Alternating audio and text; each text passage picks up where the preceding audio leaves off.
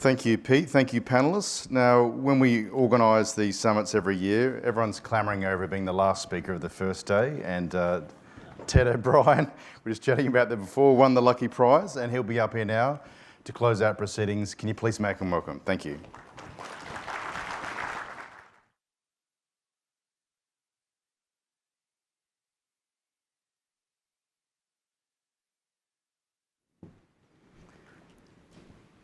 Thank you very much, Mark, and good afternoon, ladies and gentlemen. There is no doubt when you come in to give a keynote and you have a look at the agenda for the day and you see your name and then directly underneath it says drinks. It gives you a lot of confidence that everybody's really interested in hearing a long, boring speech. But look, bear with me and we'll see how we go. You will get to your drinks. Mark, to you, thank you. To the Fin Review, can I say thank you very much. It is, as always, great to be here now at the 2023 Energy and Climate Summit in Sydney. I once lived here in Sydney. It was when I started working for global consulting and technology services firm Accenture.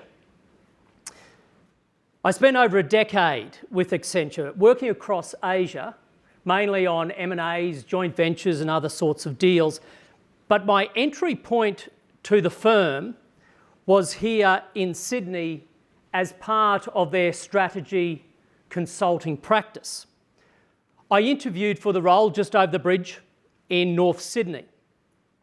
And for anyone who has interviewed with a strategy consulting house, you'll know that case studies are the norm, typically presented as complex business scenarios with some tricky financial data and maybe a few complex graphs that you need to decipher.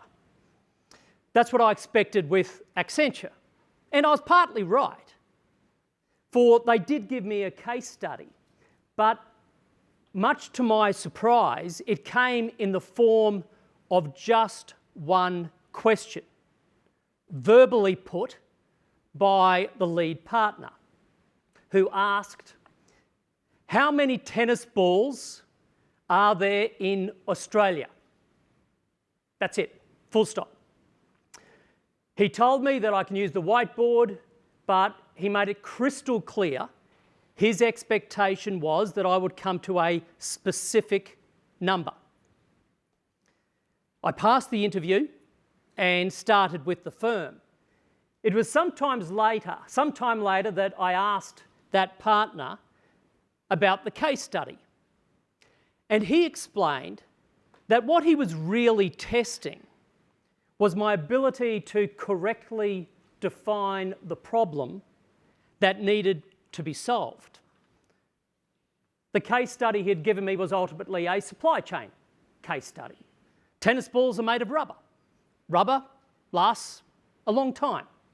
So in calculating their number, you can't just compute how many balls are being hit around tennis courts, backyards where people play cricket or school handball courts. You have to account for the end-of-end life of the ball, even after its duration, because it's made of rubber. The insight from that experience, which has lasted with me for well over 20 years, was this: define the right problem and you have a good chance of finding the right solution. But define the wrong problem and there's every chance you'll arrive at the wrong solution. I start with this anecdote today to underscore this point. When it comes to net zero, the Albanese government has defined the wrong problem to solve and is therefore pursuing the wrong suite of policies. To explain, let me step back. Australia has joined global efforts to reach net zero by 2050.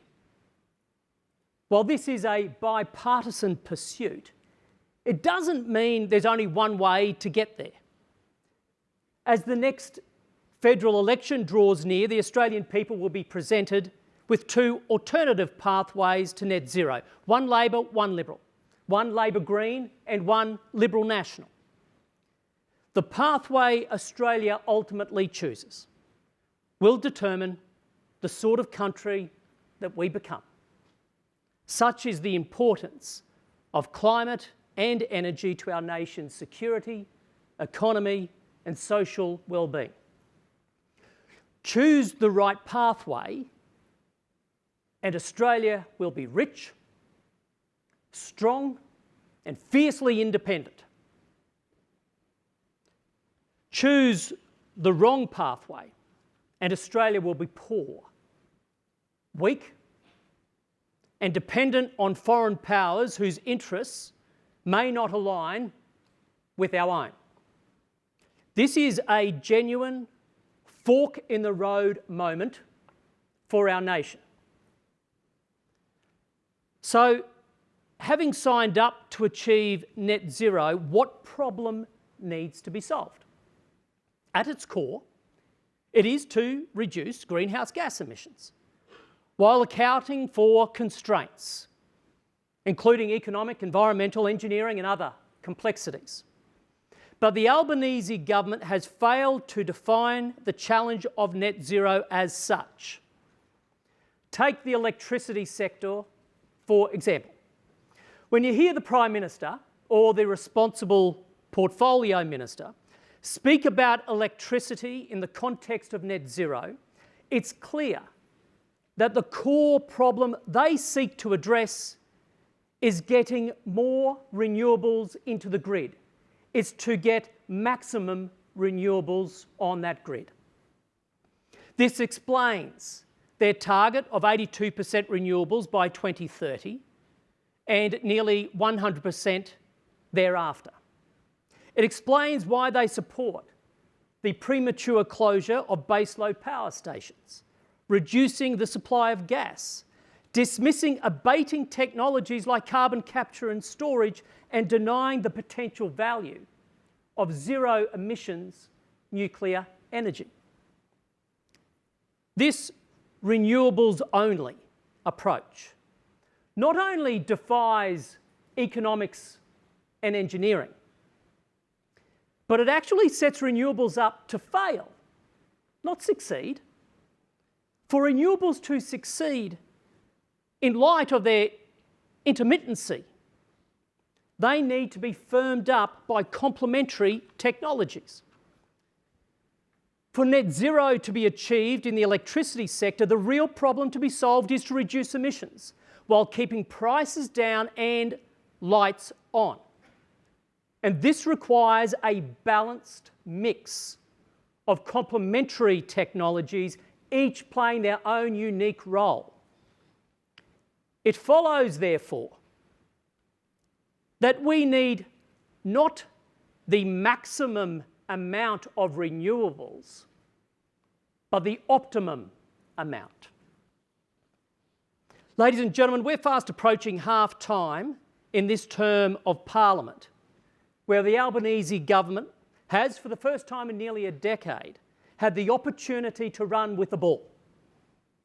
So let's look at the half-time scoreboard. After successive year-on-year reductions in emissions under the coalition, under Labor, emissions are now going up, not down. Despite promising a $275 reduction in household power bills, prices are soaring, with families now paying some of the highest prices in the world. Small businesses are on their knees with skyrocketing energy bills. Reliability issues and the risks of lights out are dire and getting worse, with the market operators suggesting blackouts may occur as soon as this summer. Despite Labor's big promise on renewables, investment has stalled and is now at its lowest level in years. Coal-fired power stations are racing for the exit, with their only lifeline now coming from state Labor governments via secret deals made behind closed doors. Supply of gas is being strangled with dangerous shortfalls ahead. Our trading partners are sounding the warning bell for their own energy security, as Australia is now considered a sovereign risk. Regional communities feel steamrolled as they protest against major energy infrastructure projects for which they don't see any social licence. And manufacturers are writing down their assets, cutting jobs, and looking to outsource operations to higher emitting markets, which will result in more emissions going into the atmosphere and fewer jobs here in Australia. Ladies and gentlemen, Labor spruiks that its energy transition is so transformative that it's akin to the Industrial Revolution, and yet it refuses to undertake basic economic modelling of its policies or its impact on those they are meant to serve. Did the government commission Treasury, the Department or the Productivity Commission to undertake economic modelling of its 43% emissions reduction target before legislating it? No. Did they commission economic modelling of its 82% renewables target? No. Did they undertake a total system cost analysis to satisfy themselves that their policies will not be exorbitantly expensive for families and businesses? Nope. So let's get this straight. The country is in the midst of a cost of living crisis. The government boasts that it's embarking on the next industrial revolution, and yet it refuses to model the impact of the very policies that will bring this revolution about. So it's basically a radical experiment, one that's being implemented with reckless indifference towards regional communities and the people the government should be representing. If the government had correctly defined the challenge of net zero as reducing emissions, while accounting for issues of security, economics and the like, it would not be pursuing these suites of policies. Labor doesn't deserve the benefit of the doubt that they're just unconsciously incompetent. Not when they've taken the deliberate decision to not assess the impact of their own policies on the Australian economy and the lives of everyday Australians. You see, the Albanese government has itself already crossed that fork in the road, and they plan to drag the rest of the country along with them at any cost. Labor wants to lock Australia into a path to net zero from which there will be no return. If Labor succeeds at blowing up our baseload power stations, stymieing the supply of gas, and backing in hundreds of billions of dollars in a storage and network cost base, Australia can't simply turn around and go back. We will be locked into a path to net zero that will make us poor, weak, and overly dependent as a nation. Thankfully, though, we're not locked in. Not yet, anyway. There is an alternative path to net zero. It's a path that requires multiple objectives to be kept in balance. We need to reduce greenhouse gas emissions, but also protect our environment and native ecosystems. We need to make major investments, but also keep prices down. We need to embrace new technologies to clean up the grid, but also maintain reliability and keep the lights on.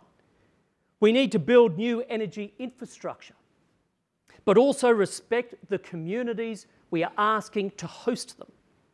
We need to prioritise our own energy needs, but also remain a reliable supplier for our trading partners who face their own energy security challenges. None of this is easy, but a determinant of our success will be our ability to keep these objectives, sometimes competing ones, in balance. And so too, we need a clear set of principles. 1, it's important we adopt an all-of-the-above approach. This doesn't imply every technology gets a prize, by the way, but rather that we provide for optionality. Getting to net zero is going to be hard enough. The last thing we should be doing is taking options off the table. 2, we need to put consumers and communities at the centre. There's an unwritten compact between government and people on climate change. Australians support real action, but threaten their way of life, their livelihood, property rights, or their community, and all bets are off. 3, we should leverage our nation's comparative advantages. Some are natural, like the minerals under our feet and the ecosystems above, while others have been built over time from our economic system, our know-how and human capital. 4, we should be led by economics and engineering. So complicated is the challenge that ideological zealots, vested interests, or protesting anarchists should take a back seat. Pragmatism must prevail, with economics and engineering leading the way. And 5, it's important to engage with industry and unleash enterprise. The real solutions lie with enterprise, which is why industry must be engaged, competition encouraged, and innovation embraced. As for the role of government, strong leadership is required, from fixing market failures, establishing the economic environment in which markets can operate, to supporting the emergence and entry of new technologies, and to working with state jurisdictions and our international partners. And when it comes to the provision of services such as electricity, governments also have to remember they carry social good responsibilities. I want the Australian people to understand that they face a fork in the road and that they shouldn't be locked in to turning in one direction at the exclusion of another without first being privy to the consequences for them and for future generations. As for the coalition, we of course will release our policies in good time before the next election, but we've already made it clear our position on a few things. Firstly, that we shouldn't be closing our baseload power stations prematurely with no guarantee of a like-for-like replacement. You don't close down one system without another ready to go. Secondly, we need more gas and lots of it. Thirdly, as fossil fuels remain in the system, we need to embrace technologies that can help abate them, including carbon capture and storage. Fourthly, we need more renewables, but an optimum amount, not a maximum. And we don't support the rolling out of tens of thousands of kilometres of new transmission lines and the ludicrous goal of 22,000 solar panels installed every day and 40 wind turbines all the way through to 2030. Fifthly, we need more storage and a technology-agnostic approach to getting it. As a coalition, we've also been clear about something else. That is the need for Australia to consider introducing zero-emissions nuclear energy.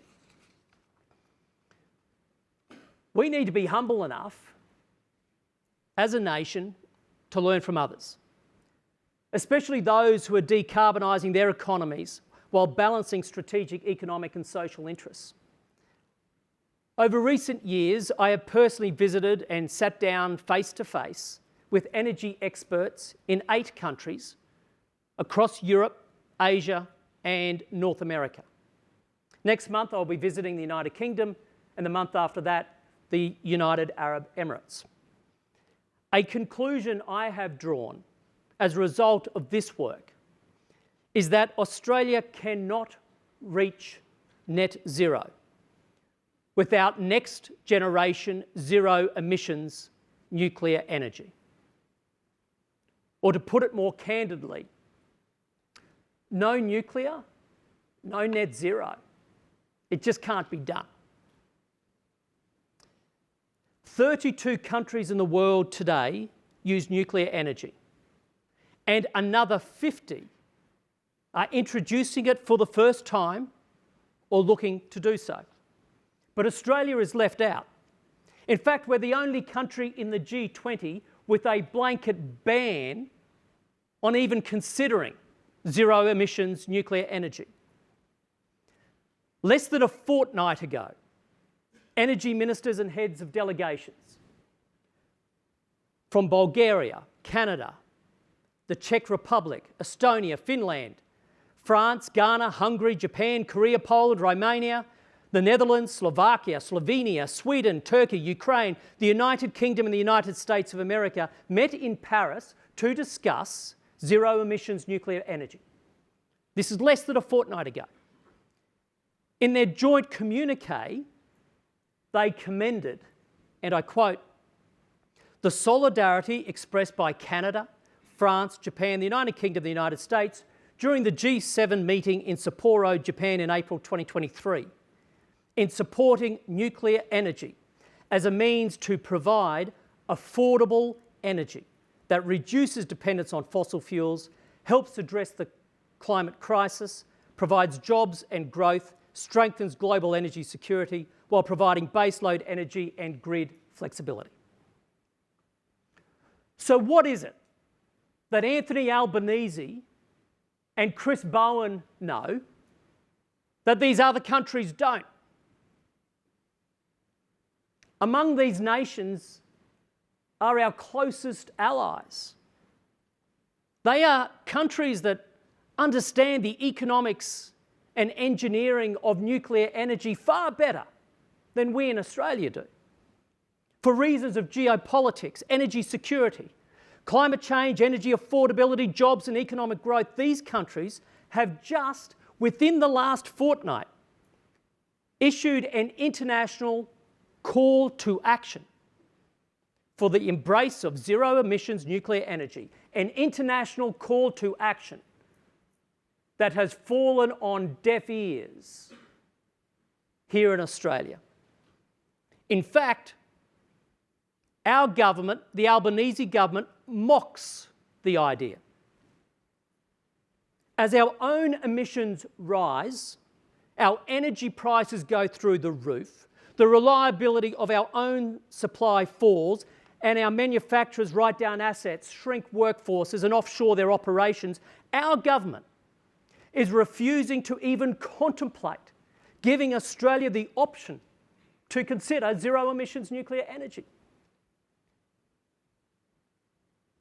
This is in part because Labor has wrongly defined the challenge of net zero and is wrongly applying a single-dimensional solution. The end goal for Labor is to maximise the amount of renewables on the grid, and so any alternate technology must be rejected, and their preferred political strategy for doing so is to demonise such technologies. Meanwhile, the Coalition's policy work continues.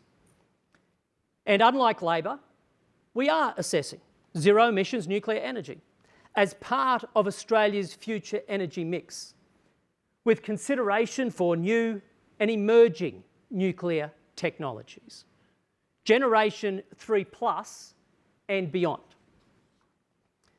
These next-generation reactors can not only firm up renewables, but also replace end-of-life coal-fired power plants, allowing electricity to be distributed on existing poles and wires, saving billions of dollars in new infrastructure, which under Labor's plan will be paid for by families and small businesses through higher electricity bills. Take a hypothetical of the Liddell power plant, for example. A decommissioned coal-fired plant taken out of service in April this year.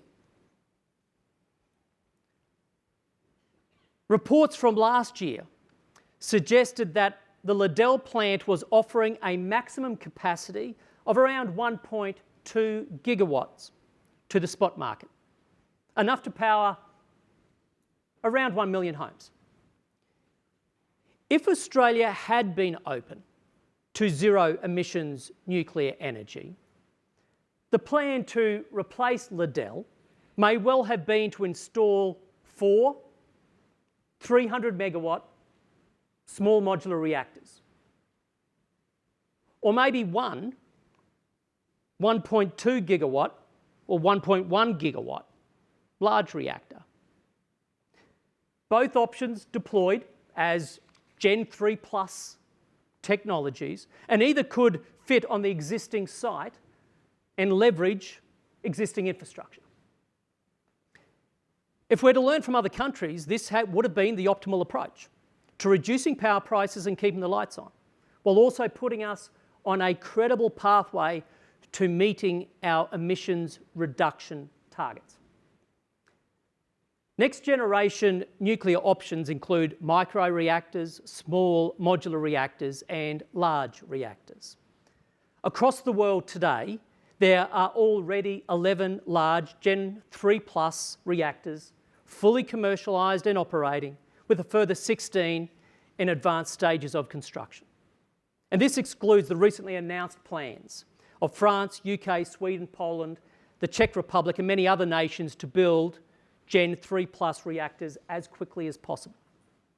By the time Australia could start procuring reactors to connect to the grid, say in the first half of the 2030s, there is likely to be at least a dozen installations fully operational of both micro-reactors and small modular reactors, and probably several dozen large reactors across the world, all Gen 3 Plus or Gen 4.